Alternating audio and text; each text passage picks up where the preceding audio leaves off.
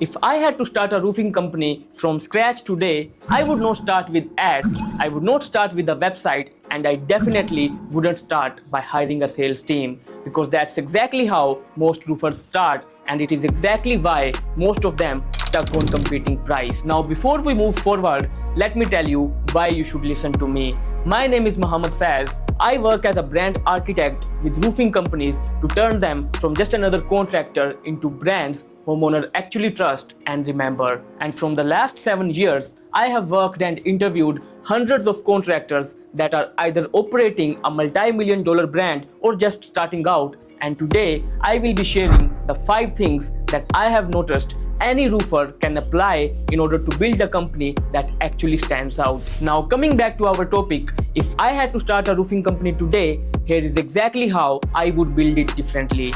I wouldn't start by chasing leads. I would start by deciding what I want to be known for. Because once you get that part right, everything else, your marketing, your customers, even your pricing starts to change. Most people start a roofing company like this. We do roofing, that's it. Now you are competing with every contractor in your city. I wouldn't do that. I would ask myself, what problem do I actually care about solving? Let's say my answer is this: I want to protect homeowners from insurance fraud. My purpose of saving people from insurance fraud is the vehicle that I want to drive. Then I would look for an engine that can drive my vehicle or purpose. Now, roofing not only becomes my business, but it becomes the engine that drives my purpose of saving people from insurance fraud. And that changes everything, because now I don't offer free inspections like everyone else. I could do something completely different.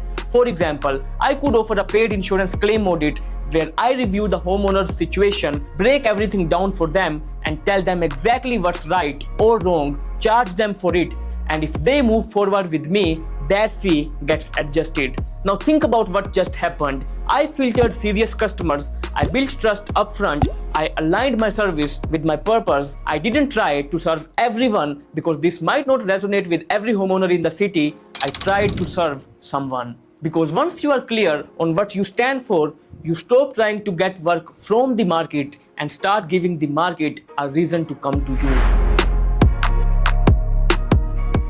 Most roofers start by asking, how do I get leads? I wouldn't. I would ask myself, how do I become known? Because if no one knows you, no funnel, no ad, no website is going to save you. So instead of running ads for roof replacement, I would build a campaign around my purpose. And you can do all this with your purpose and the unique factor you bring to your business. But for right now, let's stick with the insurance fraud example. Now, in order to create demand, instead of just chasing leads, I could create content exposing real insurance mistakes homeowners make. I could even invite homeowners to share their experiences by arranging a local event and promote that event so more and more homeowners can participate. I could even document how I am building a roofing company that does things differently. Now, this might sound unrealistic to you, but that's exactly why it works, because no one else is doing it. And yes, it might take a month, maybe 2, to build the demand and get attention from my people, but when someone finally comes to me, they already trust me. I don't need fancy closing techniques. I don't need to convince them, because I am not chasing leads anymore. I am attracting the right people, because the science is simple here. When you start attracting the right people, you realize something most roofers ignore.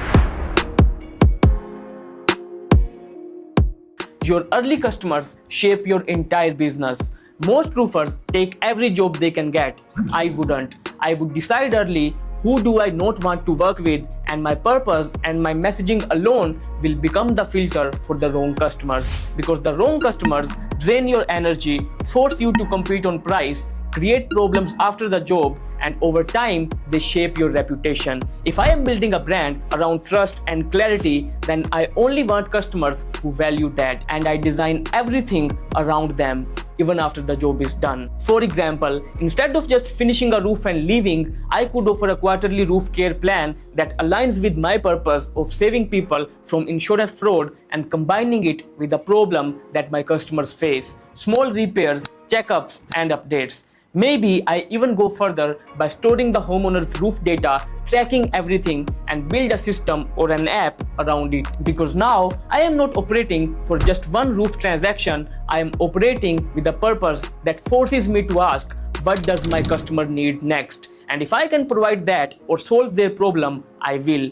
By doing this, I'm not just doing projects, I am building relationships and I am solving what my customer needs next. And this is where most roofers make huge mistake. They confuse this thing with building systems before they understand what they are actually building. When you start a business, everyone tries to sell you something: CRM systems, automation tools, AI, scaling strategies, marketing, and all of it sounds logical, but here is the problem.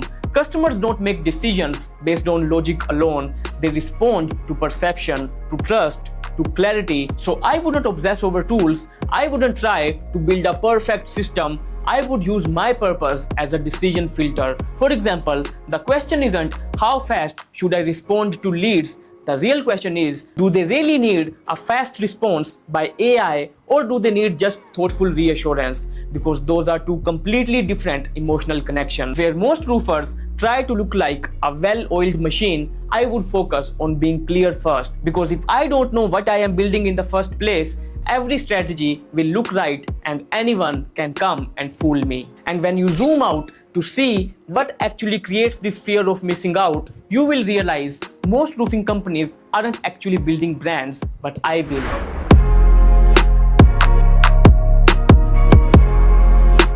Anyone can start a roofing business.